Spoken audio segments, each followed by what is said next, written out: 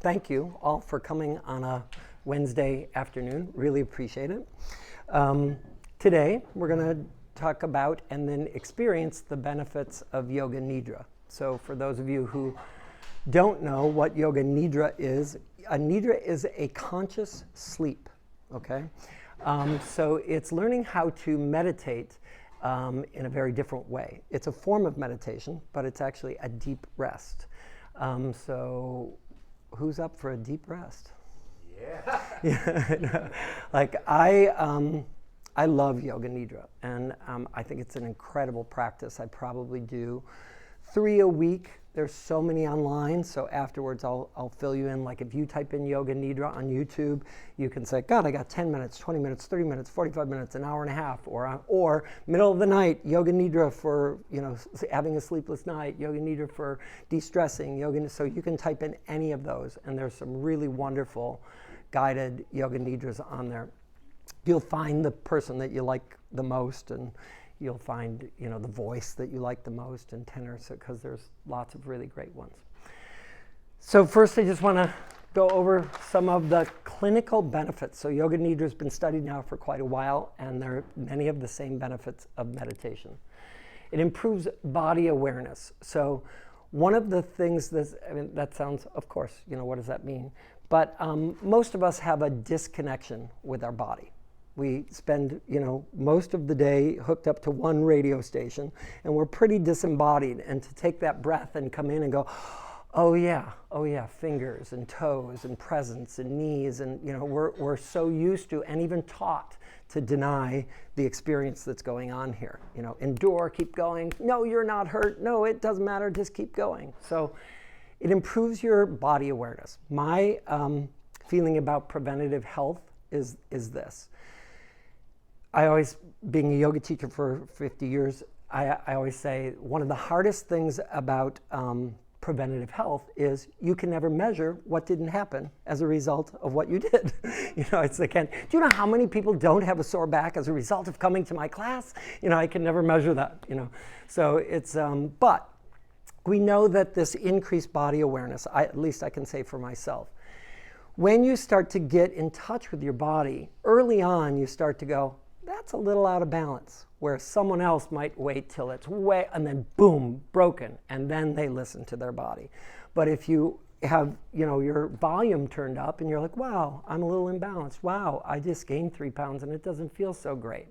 Like you're turning up your body awareness is your best preventative health. So this will have you recreate a connection with your body. And we're going to get into who is it that's connecting to their body? What is it that's connecting to their body? Because we have this weird thing as Americans, when we say I'm hurt. It's like, well, I'm hurt. I grew up, my father was raised in a Christian Scientist home. So in Christian Science, if you were to cut your finger, the first thing you would do is cover it and not look at it, and you would affirm, me, am fine. I could never be harmed. I could never be hurt in any way. I'm absolutely whole and infinite. So in affirming that, you establish yourself with a different I, rather than what most people do is, oh my God, I'm bleeding, I'm dying, I'm hurt, like boom, immediately in, and total body identification. So we're going to talk about those different layers of the self that are. Why does he look at his finger? Why does he look no, at when? When? Oh, so if you really, and there's many documenting that it's really what the Christian Science Church is about documented healings. But when you really go like this and pray and do this, like you can then open your finger and it's like, oh, okay, put a Band-Aid on it. And you have even no idea how much healing goes on with just the disidentification with the body and the identification with your higher self. So, pain reduction. Again, pain reduction is about who are you relating to. When pain reduction is one of these things about fixed attention. Our attention gets fixed on pain. And when we're not really in charge, of course, pain is such a big teacher because our attention keeps going there, our attention keeps going there, our attention keeps going there.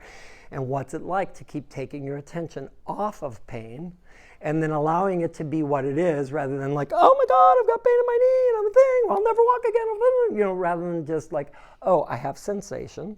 Let me remove myself. Let's allow it to be what it is, and put attention on healing, rather than attention on fear. Enhanced mood, that's because, as we'll see down here, different endorphins get released when it lowers blood pressure, it strengthens your immune system. It links the conscious and the subconscious mind. So, I've talked about this before in regards to pranayama. Our prefrontal cortex is our conscious mind, what we're aware of. Our subconscious mind is our reptilian brain in the back here, and it's our reactive mind, and it holds unconscious patterning, fear, etc. And this is our oldest part of our brain. This is our newest part of the brain. When we do conscious breathing, we're actually creating new dendrites, new pathways between the unconscious brain and the conscious brain. And that actually does start to open up unconscious memory also, and that's stored in our unconscious. So when we do Yoga Nidra, there's many more parts of your brain, but these two parts of the brain begin to sync up and commune. Deliberately creating an alpha state. So this is really a lovely thing to be able to be in charge of. When you recognize that you've just got whipped up, and to know, oh, I actually know how to lower my heart rate. I actually know how to calm down in this difficult situation. I actually know how to de-stress my body. So I lived the first time in a yoga ashram for 9.5 years, and Yogi Desai was our teacher, and I just remember this was in the 70s. He went on the show Merv Griffin, dating me, and he was on Merv Griffin's show, and one of the things that he did was they hooked him up to a blood pressure machine. And just sitting there, and this was miraculous in the 70s, he was like, look, I can raise my heart rate. Sat there for a few minutes, and all of a sudden his heart rate went up, and look, I can lower my heart rate. And then his heart rate went down. And he did something else with his temperature too, raised his temperature and then lowered his temperature. And again, people thought that was in the realm of miracle, but this is something that we can all do. So learning this state of being able to deliberately place yourself into an alpha healing state where serotonin gets released is a really good thing.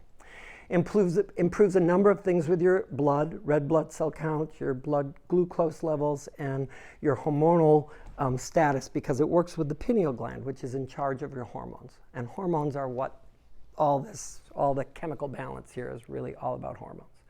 Activates your pineal gland, your hormones, and it creates a deep rest. So, a half hour of Yoga Nidra is like 2 to 4 hours of sleep. So that's pretty good. For anybody here have any sleep issues? Recently.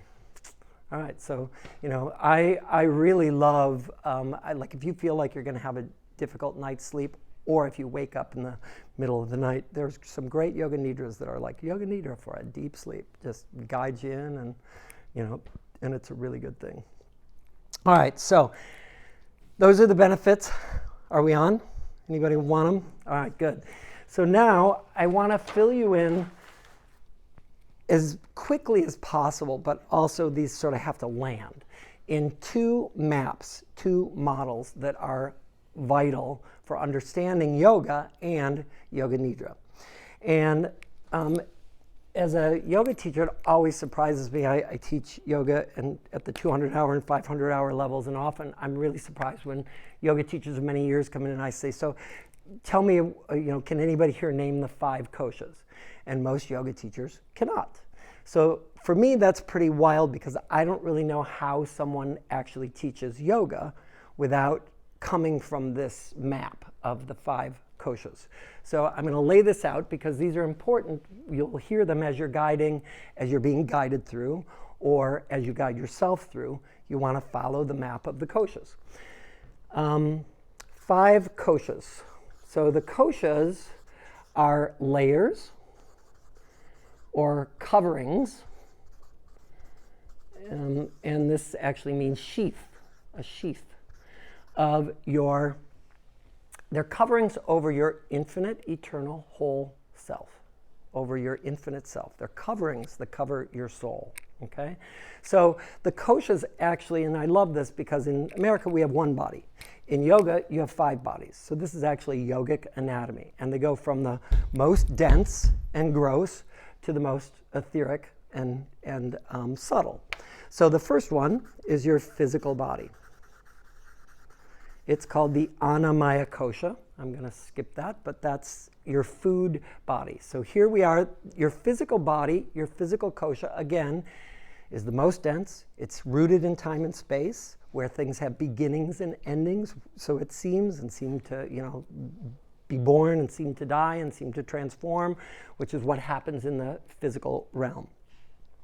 The second kosha is called the prana maya kosha. So maya means illusion in yoga. So maya kosha is an illusory, I have a hard time with that word, illusory covering over your infinite eternal whole self, like an imaginary covering. So your prana maya kosha is your breath body or your energy body. Okay, so your physical body, if it were to die, lay it down there within a short bit, it gets cold, hard, it's just stuff. When you take your breath, and you're a baby, first breath, and life force enters into the body. And when that life force enters into the body becomes animated and activated. First thing you do when you enter on the planet. Last thing you do when you leave here. Okay, so all in between, from the beginning of our life to the end of our life, we have this best friend called the breath that's always with us. Yoga is a lot about the breath. So we have our physical body, we have our breath energy body, and then third, and you can see how they're getting more subtle. This one still is involved with the body, it's active, and they connect because I'm breathing prana into my body, into my physical body, but this is more subtle. Third one is the mano maya kosha, and this is your mind.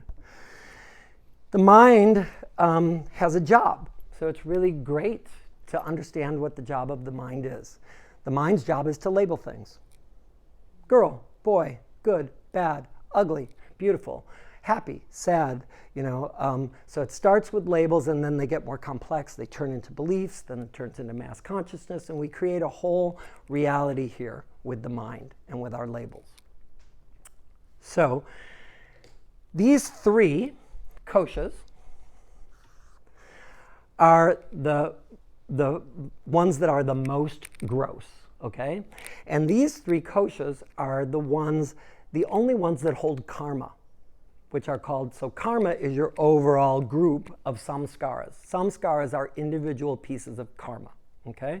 So the only thing that holds samskaras are samskaras get held in your physical body. Samskaras get held in your energetic body. Samskaras get held in your mental body. These 3 koshas can hold, and this is what I would term a samskara, habitual, indoctrinated, unconscious patterns. Habitual, indoctrinated, unconscious patterns are held in your physical cells. Habitual, unconscious, indoctrinated patterns are held in your breath and your energy body. Habitual, unconscious, indoctrinated patterns are held in your belief systems and your mind. If you have habitual, indoctrinated, unconscious patterning, you are not free. It is doing you. The purpose of yoga here is to get free so that these habitual, unconscious, indoctrinated patternings become conscious. You choose them. It doesn't mean that just because it's habitual, indoctrinated, and unconscious, it may actually be good for you.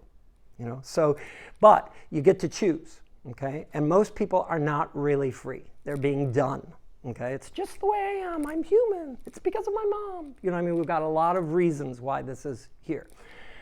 Joe Dispenza, I really like this. He said, and I think this is a way that he puts out these 3 koshas. So we can have a belief, let's just say I have the belief I'm unworthy.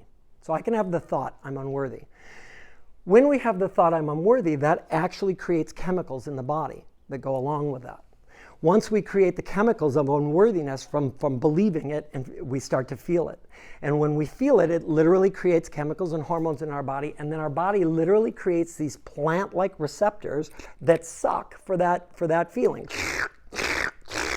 So it's really interesting because when we want to make a change, it's not just change your thought, because then your body is still holding the patterning and it's still wanting like an addict. We become addicted to our thinking. It's like an addict in there sucking for what it is that we believe. So that is why yoga practice is important, because we have to work at all three of these levels to have a full healing. You can't just, I always say, if you just get it at one of them, it'll come back. It'll rise up. Of true healing hits you at every level of these three.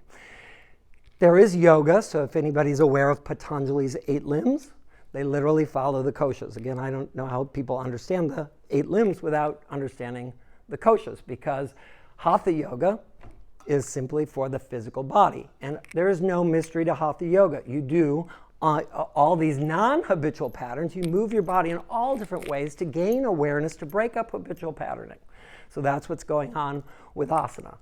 Pranayama, you start to, there's a wide range of working with the breath. So we all have these stuck breath patterns. And, if you want to not feel something, I like to say, what do? Hold your breath. And then it stuffs everything. Once we start to breathe, and this is why people don't really like to breathe, especially like I taught for 6 years in a drug and alcohol rehab center, yoga and mindfulness. And man, first place to get the people into the class. Secondly, to get them into their body. Thirdly, to get them into their breath. It was like, don't dare turn on the feel button, because there's a lot back there. Most people drink and do drugs to not feel what's back there. So this starts to turn on the feel button. So pranayama, which is a whole practice of, you want to learn the extremes. You want to learn how to slow, calm, lengthen the breath. You want to learn how to speed up, heat, and intensify the breath so that you can have a wide range, the full spectrum of keeping your prana body open and not congested. Thirdly, dharana, dhyana, and samadhi. These are all concentration, meditation, and extended meditation, which are really being in charge of your mind. Most of us are not in charge of our mind. Okay, our mind is doing us. So these are the first three.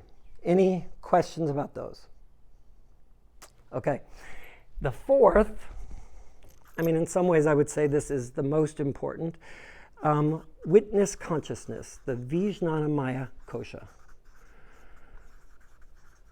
Swami Kripalu, my teacher, said, the goal of all yoga is to establish witness consciousness. Non-judgmental, compassionate self-observation. Non-judgmental, compassionate self-observation in everything that you do. So when we say about someone, he's aware, he's very aware, or she's very conscious, that's someone whose witness consciousness is on and available. They're watching the situation. When your watcher is on, your watcher is the one in charge of attention. Your watcher can choose what it wants to think. Your watcher can choose how it wants to breathe. Your watcher can choose whether to put the attention on the body or not and how to listen to it. So establishing witness consciousness is the goal of these three practices. And when you really start to establish witness consciousness, then again, when you talk about I, you're talking about witness consciousness. You're talking about the self, the true self inside, not, your toes and how you look and what genes you got, and, So last is the Anandamaya kosha, and this is your soul. There's no yoga for the soul. Your soul is sitting there in perfection waiting for you to experience it. And this is the infinite, eternal, whole self. So I really love those words, you're infinite, eternal, and whole. And there's a lot in yoga about it for me. I got in touch with A Course in Miracles shortly after it came out. And that's really the main teaching of A Course in Miracles. Your infinite, eternal, whole consciousness. You can never, ever, ever be harmed. Or as I like to say, you're infinite, eternal, and whole, or you're not. And those are the two choices. And Einstein said, you've got like the most important question you can ever ask yourself on this earth is, do you live in a loving, eternal creation or not? And basically it's like, is there infinite, eternal, whole consciousness or not? So it's a good question. For yoga, for union, this practice of union, and this is why I love yoga practices, because many times people would say, is yoga a religion? And I would say, no, because here's the difference. You go to Catholicism or Protestantism, it's like, here's the list of beliefs. As a matter of fact, when you go to church, there's a whole thing that says, we believe, and then you start to incite all the things that you would believe. If you believe them, you're in. If you don't, you're not. And often there's, of course, big consequences for not, like you'll burn in hell and damnation forever. But, then people split off and they have a whole other list of what it means and then another list, and these are what you need to believe. Yoga does not care what you believe. That's why it's not a religion, okay? It doesn't say, here's the set of beliefs you need to be in practice to be a yogi.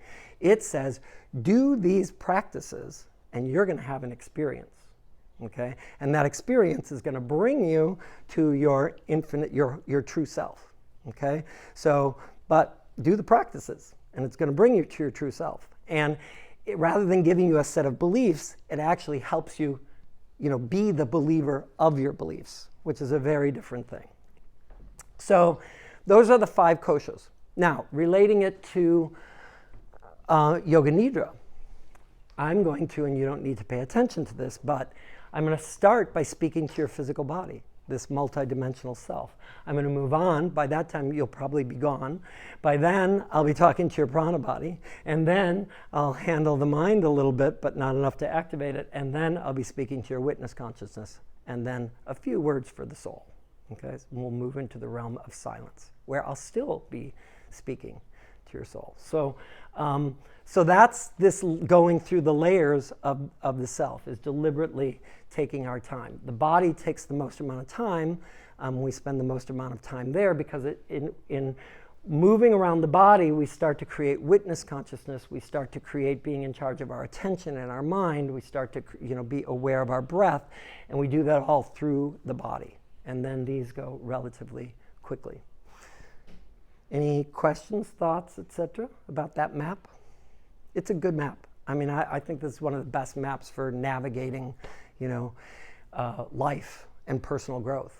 It's like, and going back to recovery, so many people who have trauma and issues and feel different than other people think it's personal.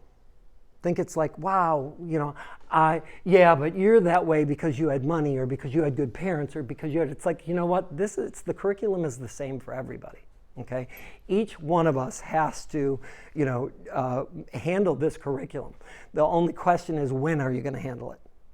But when people would get that there was actually a curriculum that was possible and that it wasn't personal, they could actually take the shame off of and the blame off of a lot of their content to begin to say, oh, I get it. Wow, I could do that. It's just a series of practices. And once you begin the practices, it actually makes a huge difference. So I was very happy. I mean, I told you I worked at this recovery center, and what happened was the owners who lived in another state came to visit, and they were like, they checked the evals as people went out, and one of the questions was, what was your most valuable experience being in rehab? And pretty much straight across the board, people were like, yoga with Devarshi. It's like, who is this Devarshi guy and what's going on and why is that the most important thing? And it's like, this is the place where trauma is held. And yoga wakes it up. It starts to get people into their body, helps them learn to begin to listen to it and feel, gets the breath moving, turns on the feel button, and allows you not to take the mind personally so that you can create some witness consciousness. And then, I'll just take it a step further, but with a friend of mine who lived at Kripalu, and we were very fortunate at Kripalu. So it was a yoga ashram for many, many years. Then our guru was ousted and then became Kripalu Center. And I was at Kripalu Center for another 11 years as the dean of the School of Yoga and Ayurveda and Massage. And I loved it because the best of the best came to us. The best of the best, and interestingly, that time is over because once the internet really came and then when COVID came, now teachers don't really do it. But it used to be that teachers were on the circuit. If you had a book, you went on the circuit, you went to Omega, you went to Kripalu, you went to Esalen, you know, that was how you sold your books. Now that's not happening. They much more online. So I got this privilege of being in a place where the best of the best in the realm of consciousness were coming to us, and I made sure that that myself and my interns were really gleaning what was out there. And as the cream of the crop started to rise, I designed with a friend of mine a thing called prana kosha facilitation, which is how can we help people truly transform? What are the tools of transformation? How can we help people release physically, release energetically, release mentally with great amount of support and witness consciousness and loving, compassionate awareness so that they can experience their soul. And so we designed and design in prana kosha facilitation. It's like, okay, you listen to what someone says and someone says, wow, I really feel like my mom is holding me back and I can't move forward into my life. And then, you know, and you listen, you okay, would you be willing to play? No right, no wrong here, we're just gonna try. Choose someone who might be your mom. Okay, there you go. Okay, somebody else, you said she's holding you back. All right, she's gonna hold you back. Okay, put a goal out there that you're trying to move towards. Okay, now she's holding back. We create a physical situation. All right, now we get them breathing. Now we get them feeling. Then we, you know, what might your mom say? What might you say? You get it all worked out so that you're taking in and you make sure that there's a lot of witness consciousness present and a lot of safety. Whole thing can be slowed down at any time. You could say, this isn't working. Let's try something else. You know, it's fun, divine play, but powerful, powerful, powerful healing happens in spaces like that.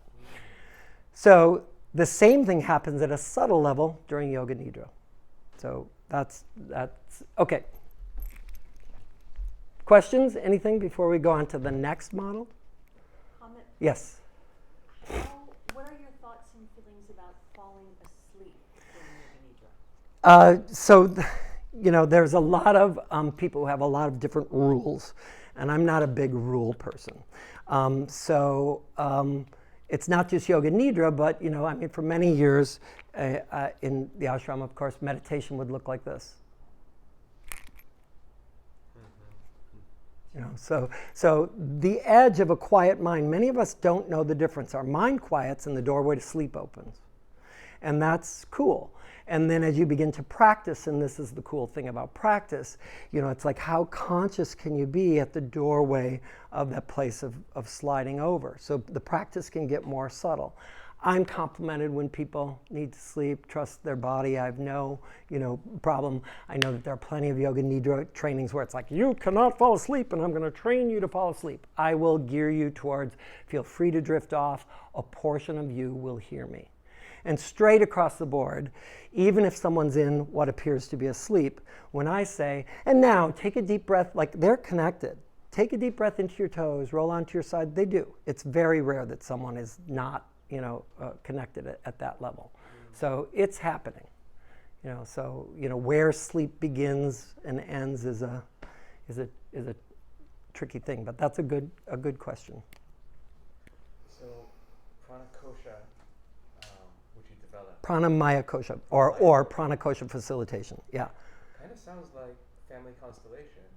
Is there It can be. There is, in that if somebody's designing something physical and it's about your family, it's really great to get the family members out there, and that's a family constellation. You know, but I mean, I'm not, you know, stuck on family constellations. It's like if someone says, I feel like I'm dying, it's like, great, let's kill you. Let's bury you, let's kill. I mean, it's like we could go anywhere. It's just play. Like, what do you need to create so that we can experience you? Oh, you're afraid of being exalted. Okay, great. Let's put you on a throne and we're all going to praise you and we're going to be at your feet and we're going to tell you how awesome you are. And, you know, everything brings something up, you know, and it's worth just exploring and playing. And what I found, of course, is, you know, like mirror neurons, our hearts are all connected, you know, and when someone has a healing, everybody has the healing. So it's you can have just be a fly in the room and it's happening for you also.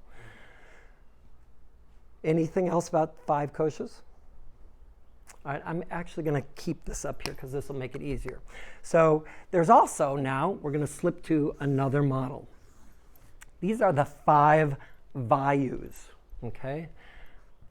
V-A-Y-U-S, the 5 Vayus.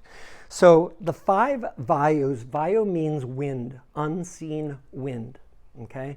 At the heart of Ayurveda, which is yogic, a health system, the oldest health system that we have on the planet, it's all about keeping these 5 prana vayus. So these are the 5 pranamaya koshas, so it's a lot about prana and life force. These are the 5 prana vayus, okay? It's about keeping the 5 prana vayus in balance, okay? Now we tend to, just like our koshas, we're not really conscious of our koshas. And what's fun about yoga practices is it begins to get communication between your koshas happening. And when you make that communication more deliberate, it's really much more interesting. At least for me, it's like, oh, okay, I'm deliberately putting my attention on my Annamaya kosha. Oh, I'm deliberately putting my attention on my Pranamaya kosha. Oh, I'm deliberately putting my attention on my Manomaya kosha. Cool. So with the Vayus, it's the same thing. So the 5 unseen winds are just science. They're 5 laws. So the first one is gravity. It's called Apana Vayu. It's downward force. Whether we like it or not, I dropped that. Due to gravity, it fell down. It's always here. We are always subject to gravity. So gravity is the first force. It's invisible and we're here. These bodies that we're in are actually spacesuits for getting around to gravity. They formed listening to gravity. Our muscles and bones are actually gravity devices. So gravity, the value of gravity in relationship to our body is really important.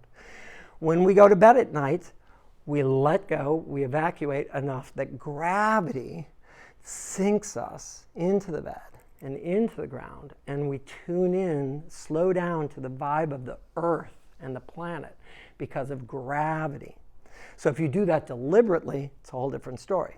A lot of us were whipped up, which is the next one, prana vayu, upward force. So again, remember, body lifeless, and then all of a sudden, prana. Okay, prana is upward moving energy. Now in science, it's called gravity and anti-gravity. These are unseen forces. What makes the trees rise up towards the earth? It's anti-gravity. They're listening to, that reaching up, wanting to move up and out. So these are unseen laws, natural laws that we're all subject to. So your physical body, gravity. It's really happy in gravity. Your prana vayu. Your pranamaya kosha is the upward vayu. Then we have samana vayu. So there is a circling energy. Everything in the universe is circling, is spinning. Our earth is spinning, our galaxy is spinning, the Milky Way is spinning, our atoms are spinning, everything is spinning. And samana vayu is the spinning towards the center. So when you flush a toilet, you're seeing samana vayu. Any other examples of samana vayu? Cycling in, okay? So the cycling in, this samana vayu, is called centrifugal force, okay? The moving towards the center, okay? The other one, so that's samana vayu, and then we have udana vayu, which is the circling out, okay? So that circling out is like, ever been in one of those rides at the carnival where you're up against the wall and then all of a sudden it spins and the floor comes out from underneath you and you're stuck on the wall? That's udana vayu. There's centrifugal force, which is in towards the central, and centrifugal force, which is your shot out to the edge. Okay? So those forces are constantly working on us, the spinning in and the spinning out. We have different parts of our body, and this is the heart of Ayurveda, that tune in to different vayus. So our digestive tract is samana. It circles in, and then apana. It's pulled down. When those are out of balance, like if we have too much prana in udana, we're up and out, and it doesn't help our digestion. Like we're just all up and out. And it's like, oh, settle, what do we need to settle in and down? Okay? So those are some examples of these unseen forces. So we have downward, upward, cycling, spiraling in, and spiraling out, And then the last one is called the Vyana Vayu, and that is that everything is connected to everything everywhere all at once. It's sort of like this holotropic network. So I didn't list them out, and I will. Physical is, well, I'll put the Apana, Prana, Samana, Udana, and I'll explain that in a second, and then Vyana. Okay, so the mind, this tuning in, brings us more inward, and Udana is the consciousness of this expanded outward. You know, when we keep expanding out into the infinite and letting our awareness keep expanding out, at some point you have to leave the mind. You know, if we start to go out into the stars, the mind it stays in the finite. But when you start to go out in the infinite, you have to let go of the mind and keep going out into a different sense of self, which is the witness consciousness. And that's really what meditation does. It takes you beyond your mind, out into an expanded, constantly ever expanding self that cannot be defined. And then Vyana network, everything connected to everything all at once. So when I am leading you through these different aspects of the self, I'm going to be also referencing these points, okay?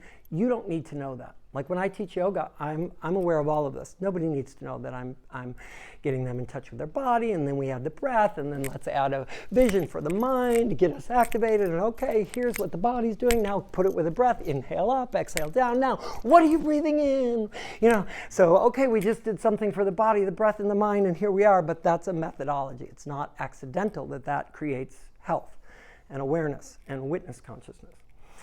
So I just wanted to share that with you before we go into a lovely experience of it. Any questions about this? Well, I have a question. That is the role of water. When we're in water, the force of gravity is minimal. If we weight ourselves, and there's gravity, but if we're floating on our back, for example, gravity doesn't have any force on us. How does that play into this? Well, it does have force on it. It does play in, but it's very interesting that you bring up water. So one of the many reasons why I love nature, and most of us love nature, is because we actually see the vayus in action. So if you're at a waterfall and you watch water, it's doing this thing. You know that there's a weird order to the orderlessness. You know, it's ordered chaos. So when you actually see the waterfall's down. It's following gravity. It's going down to the ocean. So gravity's at play there, but it's also doing, you know, it's playing with all the other vayus too. You see them in nature. Interestingly enough, I watched a special about the making of the movie Avatar. Did anybody see the movie Avatar? Okay, so I loved it, but they had all these wonderful new creatures, right? That I was like, oh, I wish I had one of those that floated and did everything. In watching the making of the movie, what they did was they put in these 5 scientific forces into a computer that created these things. Because, like, look at a nautilus shell. There it is. That's Samana Vayu. That's Udana Vayu right there. You know, look at a leaf. Everything is listening to these 5 Vayus and tuning into it in its own way, and then becoming an example of it. So there are different combinations of these unseen forces. And that's what happens when we look out at nature, is we're seeing the 5 unseen forces at work. And our trick is to be in balance with all of that, which is why we really love it. You know, I mean, I go out for a hike, and it's different than walking down the street, you concrete, you know, right where you're going. And it's like, oh my God, roots and trees and a rock, and where will I stand? And what you have to, like, it wakes you up to, you know, like I'm always like, God is the most amazing landscape architect. No one can come close to, you know, creating what gets created. And it's because these vayus are just at work in interesting combinations. And I remember in one meditation having this experience, like, why is this so beautiful? What is beauty? And again, I got, like, it's ordered chaos. Those two things together, ordered chaos. You know, like, wow, you just don't know in a waterfall, oh, a drop of water just flew out there, and then it hit there, and then rush came over there, and you don't know, but it's all ordered. It's all going down. It's all working the way that it's supposed to work. So it's a cool thing. And that's what we're doing here with, when you can tune in yourself to these 5 vayus, and you can start to feel like, oh, I'm a little this, and I need a little more of this, or I'm a little this, and I need a little more of this, then you can start to balance yourself out. One other thing about this. So the samana vayu, which is the circling in, and then the udana vayu, which is the circling out, are actually the only 2 that exist. Let me just tell you this because what happens is we're on an earth that's spinning, and I'm being pulled towards the center, which me in this limited body feels like down, but in truth it's samana. In truth, I'm being pulled towards the center of the earth, if that makes sense. But the way it gets experienced here is a downward pull. Pranavayu, which is being pulled up, is actually the spiraling out.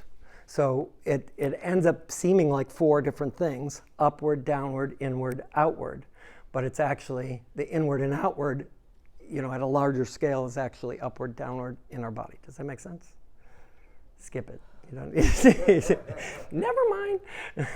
All right, so those are cool maps. I love yogic maps. I mean, here's the other thing why yoga continues to interest me is like, whenever I get a yogic map, unlike so many other maps where somebody's come up with a good model or map, like when I get a yogic map, it fits. And I put it on, and it's like all of a sudden I got these glasses, and the only thing that I can relate it to is, when you got like a bunch of change, and then you put it into these really simple little counters where all the quarters go here, and the nickels and the dimes and the thing, and you just pour the money, and it goes, oh, quarters, oh, nickels, oh, dimes, oh, pennies. That's what these do for me. They take what was a mess, and they suddenly just go, oh, I get it. And they call it a living science because once you get this map and you start to see, it wakes up in you. Your own knowledge that you already have about everything that is gets woken up, and you start to make your own connections and patterning because you got a good map. And that's why I love these maps. They're different than where it's like, well, that was Freud. Yeah, he had some good maps I can see, but it doesn't really fit here. And it doesn't really go there. I mean, with these maps, it's like, got it. It fits. There's not a conflict for me in that. It's like, wow, that's cool. But that's me. Yes? Devarshi, as I'm listening to you share your wisdom and your knowledge, what's coming up for me is a picture of a live human birth. Can you share with us how that experience for the mom and the baby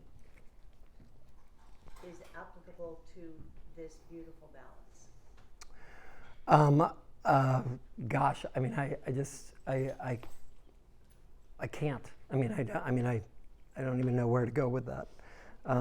But certainly, again, a baby coming out, breathing in, taking its first breath, cutting the cord, physically becoming separated, you've got a lot going on there, and then I have been blessed to be present at, births and deaths. And, my experience at those times is that the matrix, time gets really warpy, like it gets altered, and we're like, so the soul is like doing a thing, with the time-space continuum as people go in and out, that's my experience. So I don't have anything specific to say about a woman giving birth and the 5 koshas, except it'd be really good if she was in touch with her body, really good if she really could do some conscious breathing, really good if she could control her mind, and really good if she had some witness consciousness as it's happening. And like I said, I've been present at births, and there's some really good yogic births. Having yoga practice behind you does help a birth. Yeah. Anybody else? Anything else? All right, so now I'm going to tell you a couple things that'll happen. So we're going to do a Yoga Nidra. You're going to be guided. You will get comfortable in just a minute. So I want to tell you, so Zori beautifully said, like, do we have to stay awake? No is the answer, and I'm going to give you that guidance. So there's some important keys that I love to add that are actually like forms of hypnosis. So one of them is to say, there's no need to listen to my words. There's nothing to do. That just is like, okay, I'm off duty. Like I can listen to them, I cannot listen to them. And then I put in this little plea. A portion of you will hear me. So like, oh, okay, great. We're tethered. Also, I like to say, I'm in charge of the space. You're safe. You may hear people coming in and out. You may hear sounds. I'm in charge of the space. You're totally safe to let go. I think that's a really good cue and clue, okay? And then I'll be taking your awareness and just moving you through different parts of your body for a while. And at any point you might zone off and etc. The music I'm using today is called Shamanic Dream. Many of you probably know it. It's one of my favorite Yoga Nidra pieces of music because there's a heartbeat, there's a pulse in there, like a resting heartbeat, and it does help to entrain the body into a deep heartbeat. But again, these are things you don't need to pay attention to. My hope here is from this point on, you take all of this, you let it go, and you enjoy a deep yogic rest with absolutely nothing to do. Cool? Cool. Yoga mats are here. The floor is here. The couches are available. Feel free to, put up the recliners. Do whatever you want. Find yourself a space for. Sit and meditate. You can feel free to sit, but I would urge you to lay down. Oh, okay. Yeah. I can do that.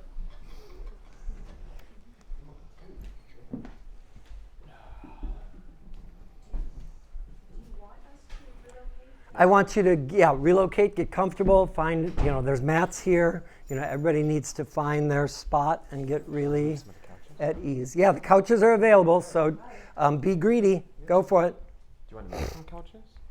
Do I want to move them? I mean, I don't know. Do we need, maybe? They don't have to see you, so they can be. Yeah, people can be anywhere.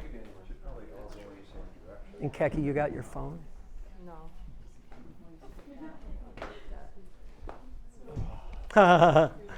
He's like, she's playing my game.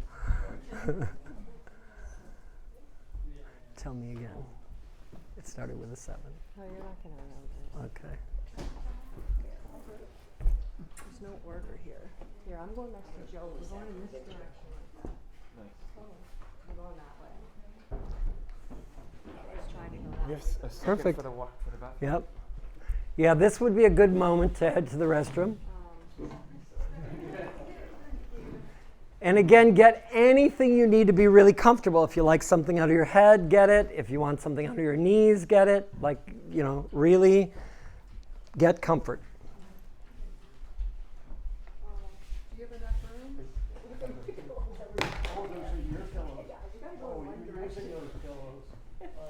All right, well now Joey, here, come here. Let's just go in this direction and Joey can go right there.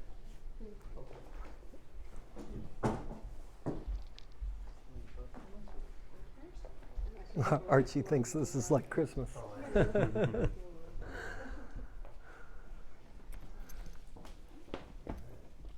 Oh my gosh, Lena. Jason is handing out pillows. Anybody want a pillow? You got your own mat?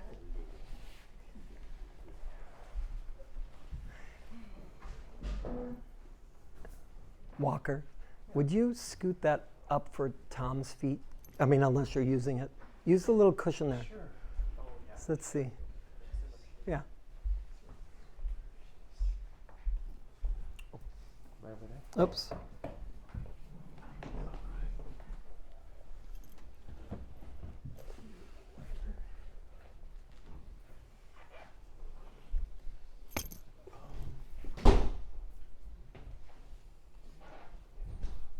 There's one right there on the chair.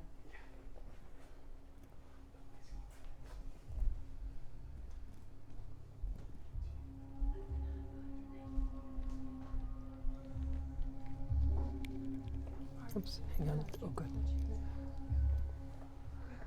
I like to start with a prayer. So whether you believe in angels and guides and ancestors and masters that are disembodied or not, invite them in, even if it's just your imagination, and say, while I am resting, I am open to your healing. I get to do nothing. I need to do nothing to receive the healing.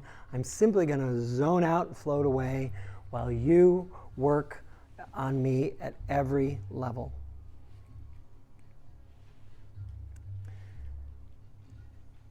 So begin by adjusting your body. Is there anything you can do to make yourself just 1% more comfortable?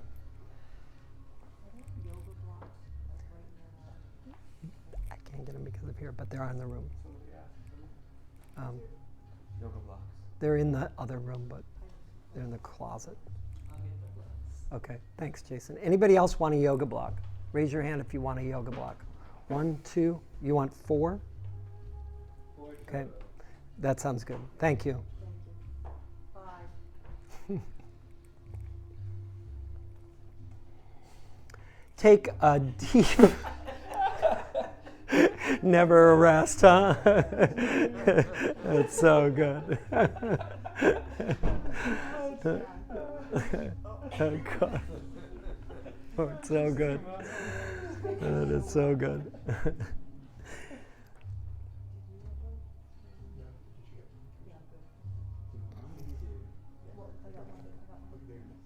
There we go. There's a second one. Hey, Kaki, you have to write it down. I'm not going to do this. I have to write it down.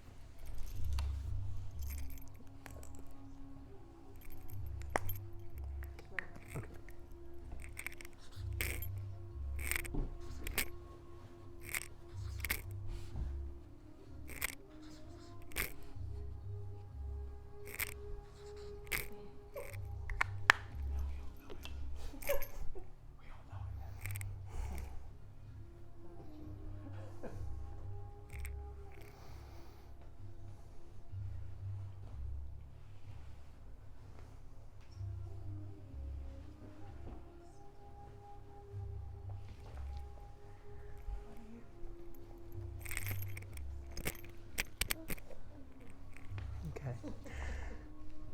So, again, I'm in charge of the space, so for the next few moments, Available, try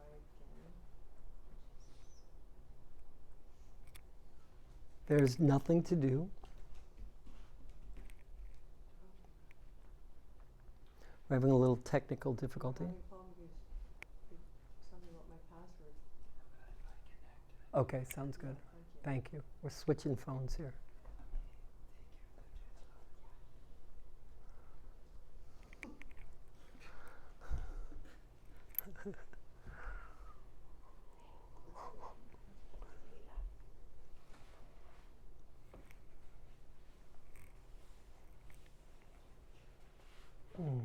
So, even from the talk, just begin to tune into gravity. The subtle downward pull. See if you can feel and sense it in your body, your cells.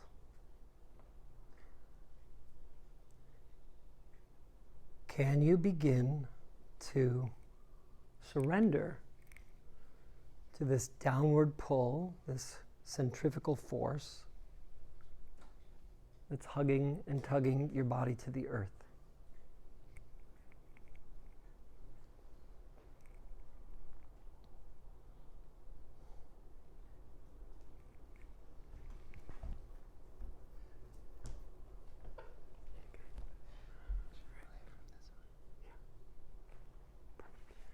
Do I need a password? This is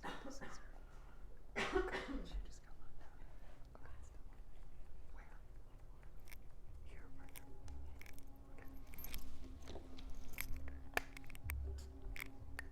Okay. Great. Begin to scan your body. So body scanning is one of the techniques of yoga. Scanning your body for sensation. Your body doesn't speak English. It speaks in the realm of sensation. So when you listen to your animal, you listen to the sensations. I'll be guiding your awareness around to different sensations. And there's no need to really listen to my words or follow my directions. Feel free to float away at any time. And a portion of you will continue to hear me. Just let my voice move into the background and be non-disturbing.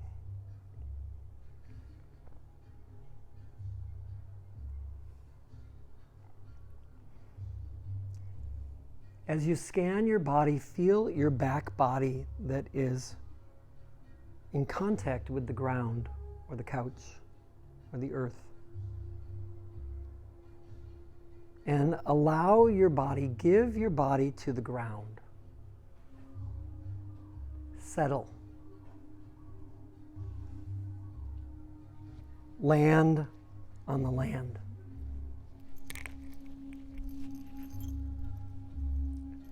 Ground yourself on the ground.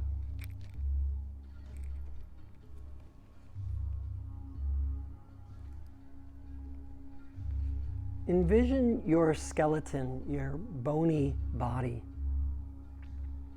laying on the ground in exactly the position it's in. And allow your bones to just be bones. They're made from the earth. They're at home on the earth. They will return to the earth. So allow your bones to land gently, sweetly, restfully on the earth.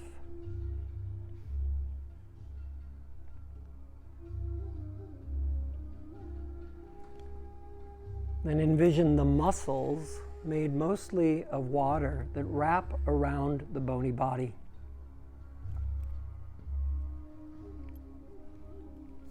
And allow your muscles to drip, to melt, to hang effortlessly off the bone. No impulse from your brain to go anywhere or do anything. Simply allowing your muscles to be at peace.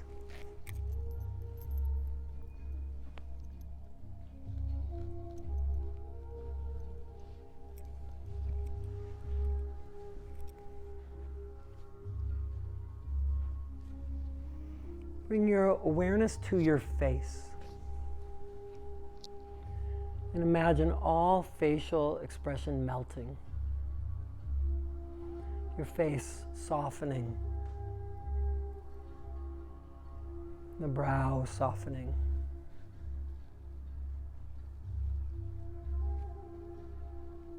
The cheeks being pulled back toward the ground. The jaw at ease.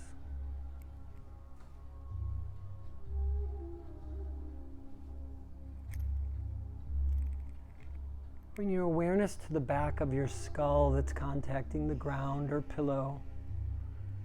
And allow your heavy skull to be just that, a heavy head at ease and rest, supported by the ground.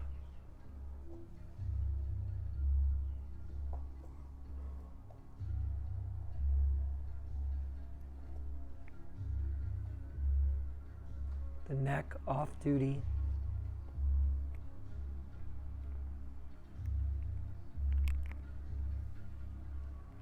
Shift your awareness to your thigh bones, the heaviest, biggest bone in your body. Allow the thigh bones to be completely at ease. Allowing the hips to melt and relax and soften. Allowing the thigh muscles to melt off the bone, to drip down in gravity's sweet, balancing, downward pull.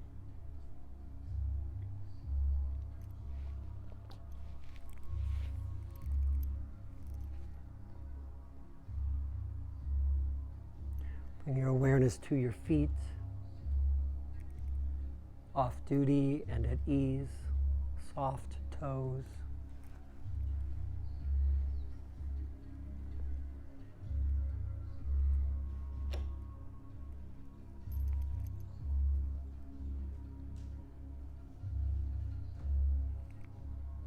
Bring your awareness now to your shoulder girdle, the shoulder blades resting on the ground. The shoulders melting back and down. The weight of the world melting away with ease.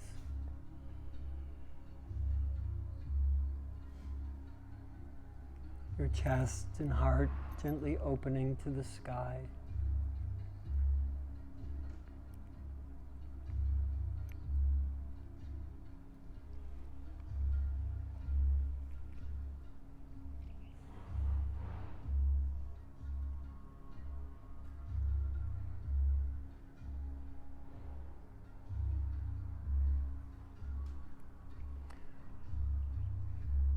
Gently bring your awareness to the point between your eyebrows, the third eye.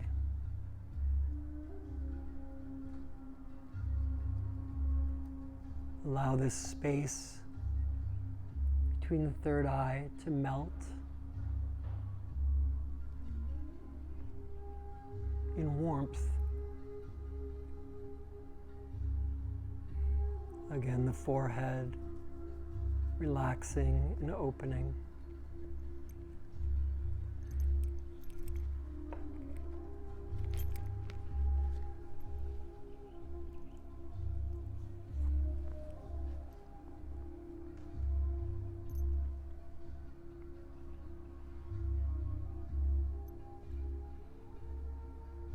Bring your awareness now to your right hand.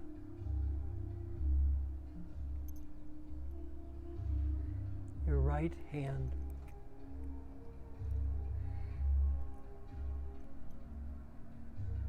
And then your awareness to your right palm.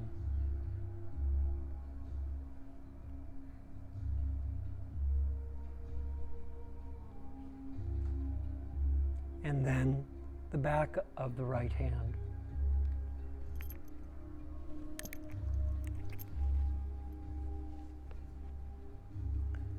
The right thumb.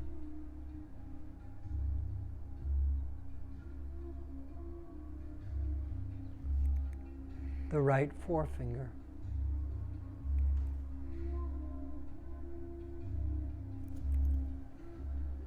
The right middle finger.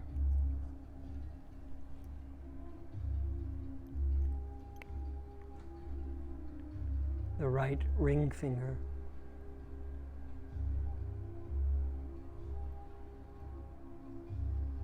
The little finger.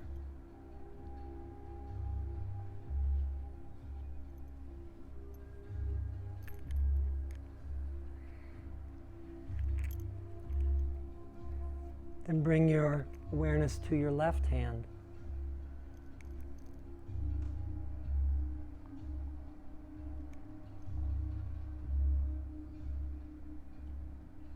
To your left palm.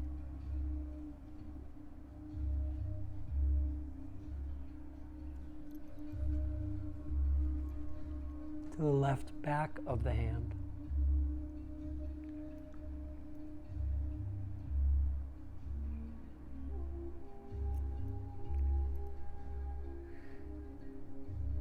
To the left thumb.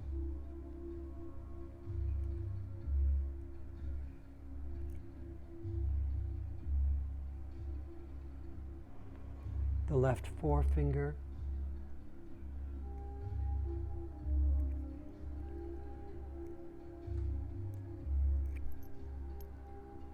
The middle finger.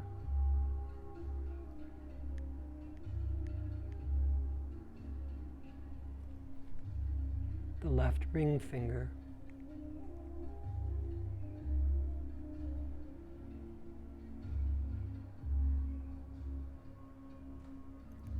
And the left little finger.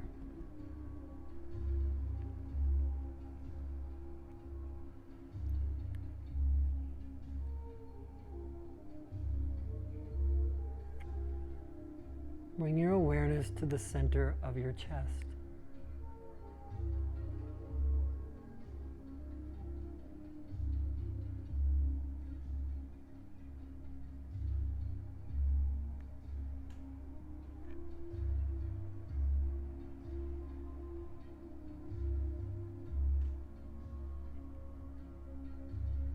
Move the awareness to your belly button.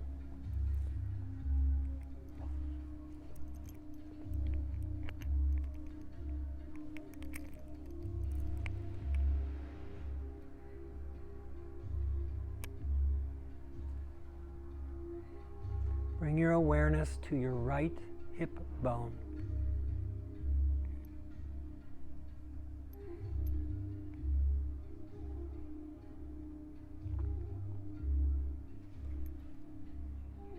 And now to your left hip bone.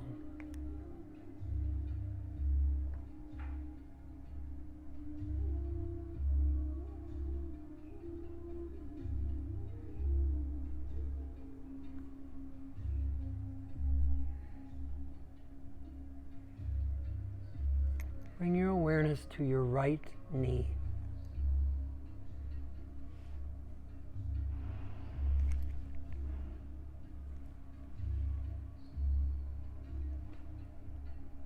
And to your right kneecap.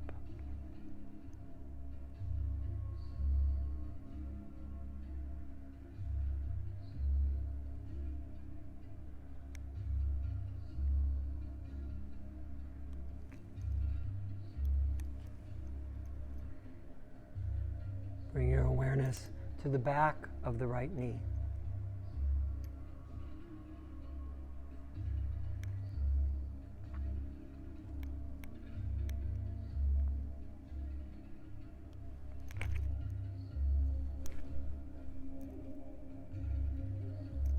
Bring your awareness to your left knee.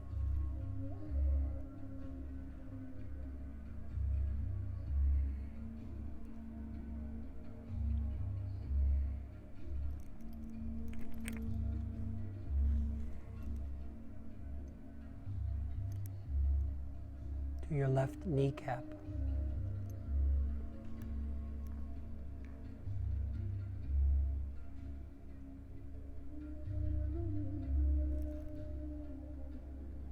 To the back of your left knee.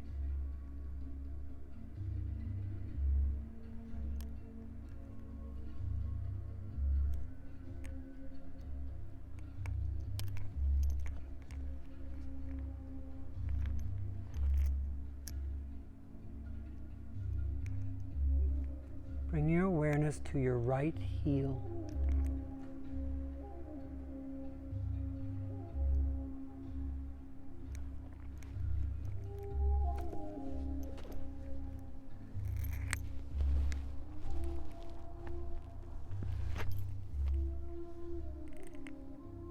To the sole of your right foot.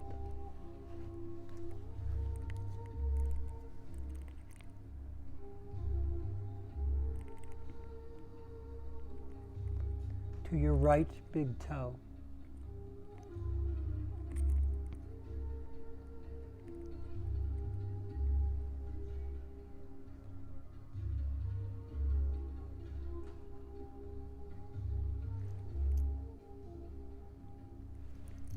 Bring your awareness to your left heel.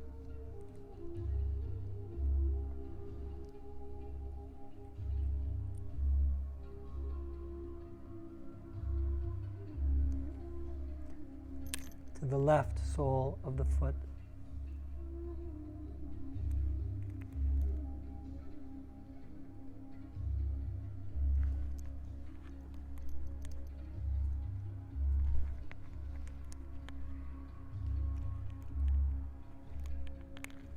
To your left big toe.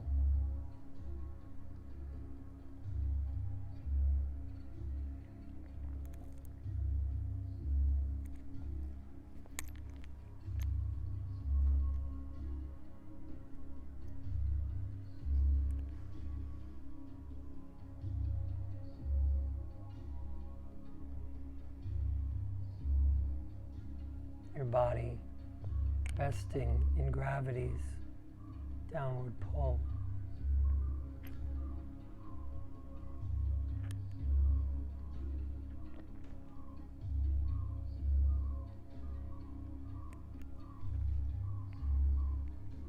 Any effort or stress of any kind melting from the cells,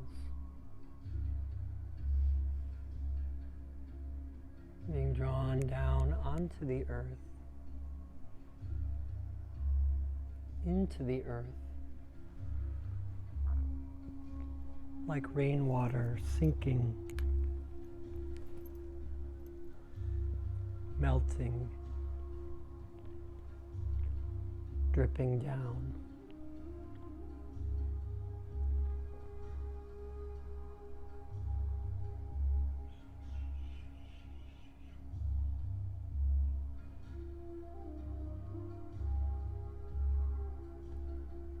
Your body beginning to slow to the rhythm of the Mother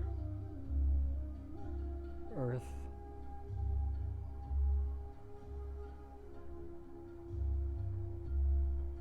Who created your body.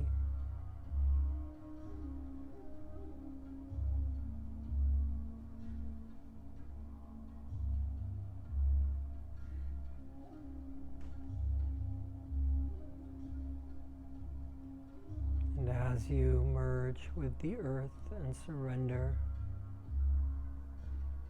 to the downward pull,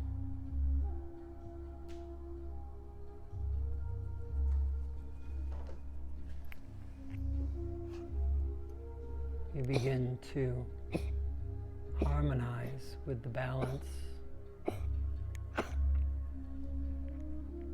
of nature.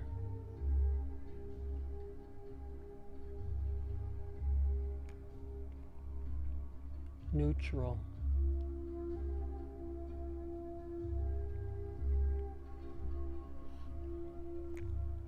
Natural.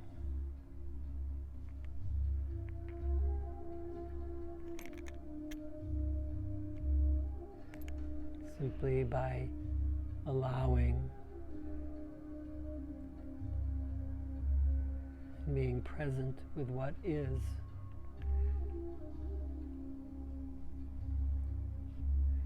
You open to the healing and restoration available all the time.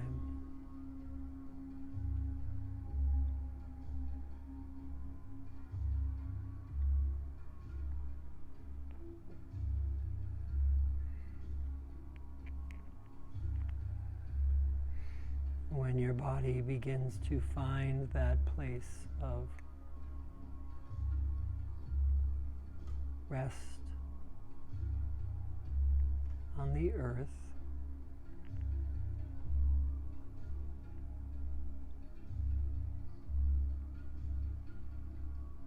natural rhythms of nature,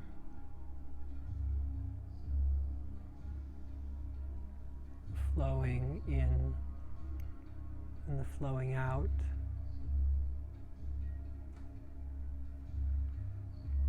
like the waves of the ocean,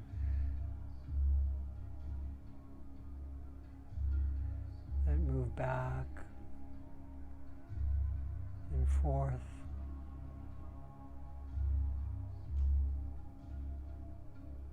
into the shore,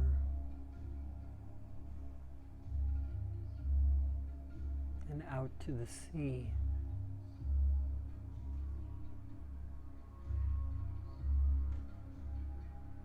Your breath always moving up and down,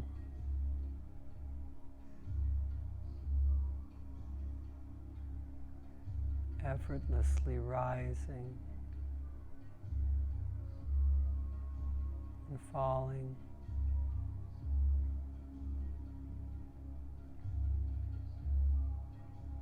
The endless rhythm of nature.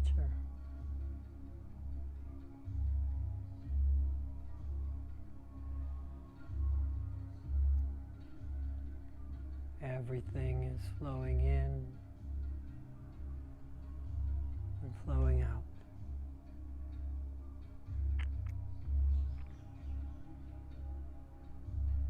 Your breath is always going back and forth.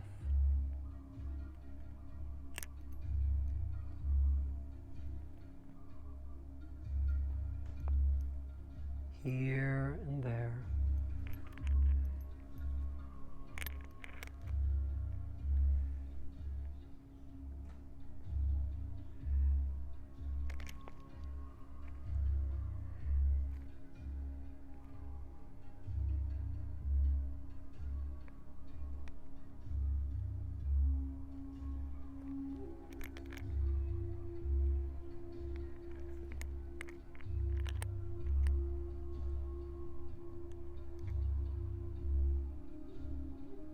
mind is free to float as if in a dream state.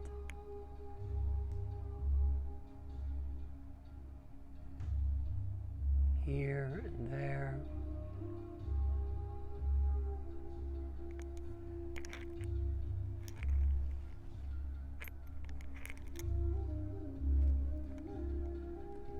With no care. You are at ease.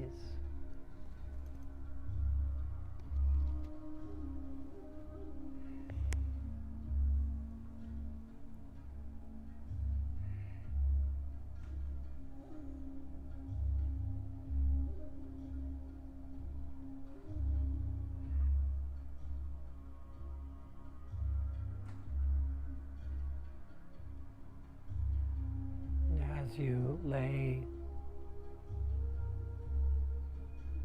on the Mother Earth,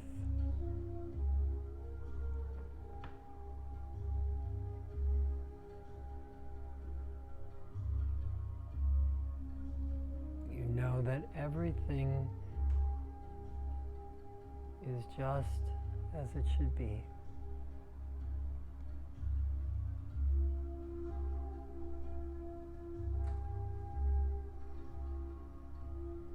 All is well.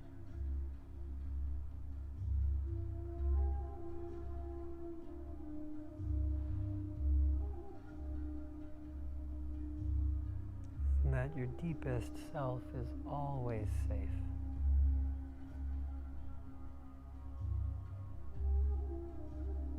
From the changing of time.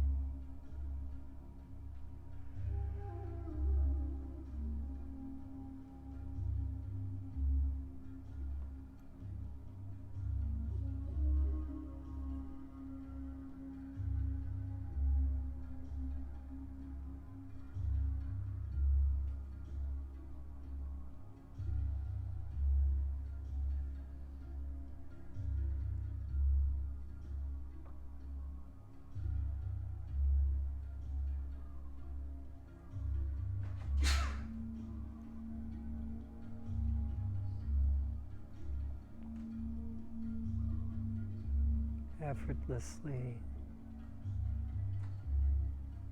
your awareness continues to gently expand out and beyond.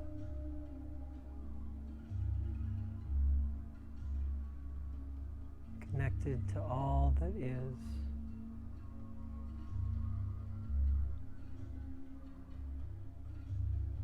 All the time.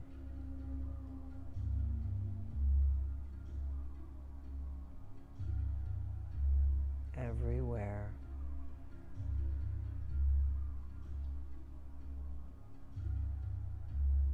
You are never alone.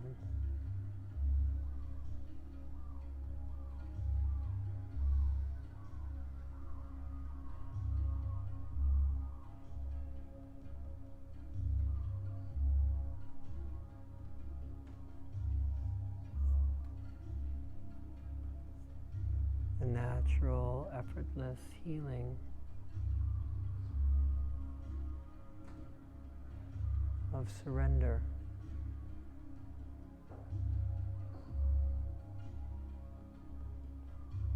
Of allowing.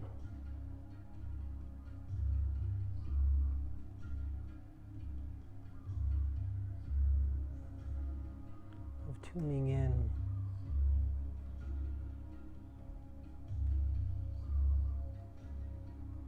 Always with you.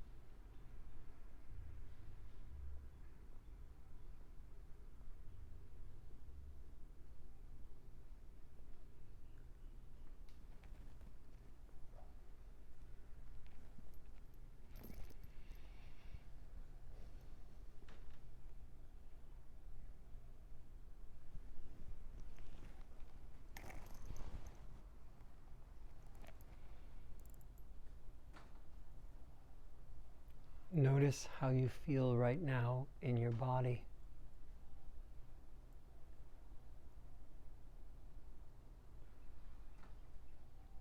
Notice the quality of your breath.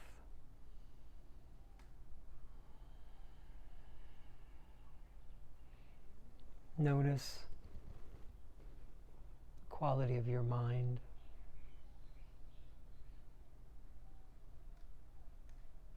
The effects of surrender to what is. Bring your awareness to your skin and feel the air on your skin.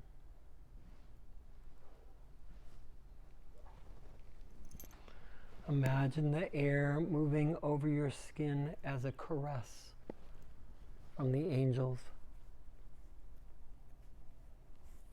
soothing you, honoring your body, your beauty, the miracle of being human.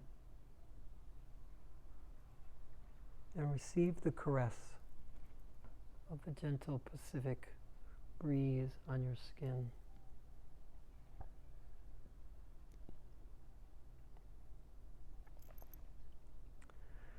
And take a deep, deliberate breath into your leg bones, your knees and your shins and calves, and a little wiggle to the toes. Breathe into your chest and down your shoulders and your biceps, elbows, forearms, fingertips, and a little wiggle to the fingertips, becoming present with motion. And then a breath into your heart and your belly and your whole torso, filled with life force and breath, and up into your neck and your skull and your face. And taking your time, roll to one side, it doesn't matter which, into a fetal position, and rest your head there with your eyes closed, either with a pillow or your bottom arm.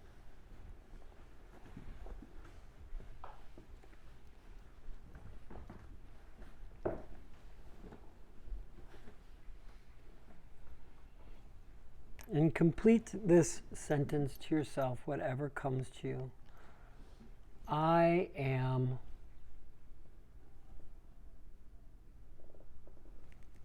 I am. And just notice what's there, or what you choose. And then imagine curled up in your belly a sphere, a blue, white, green sphere about the size of a basketball right in front of your belly, the planet Earth. And surround the planet Earth, the Mother Earth, with your prayer, including everyone and everything on the earth, without exception. Send healing and love and gratitude to Mother Earth, this planet that you live on.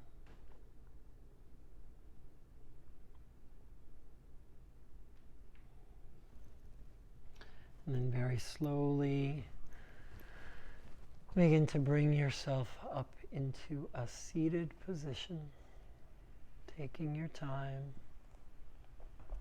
moving deliberately.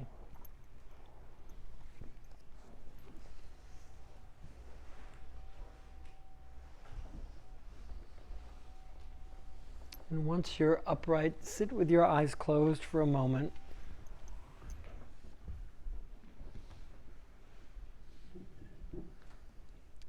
And land in 3 conscious, deep, long, slow breaths. Slow, deep in to the top of your breath. Relaxed, luxurious, easy out. Gentle and slow. Full awareness.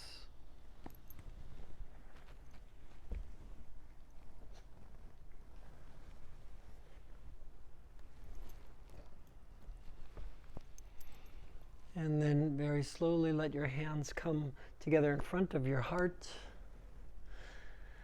I always like to end by saying Jai Bhagwan. Jai is victory. Bhagwan, to your infinite, indestructible self. Jai Bhagwan. So great to be with you. Thank you for your attention. I hope you enjoyed your deep rest, or at least learning about the koshas and the vayus. How do you feel?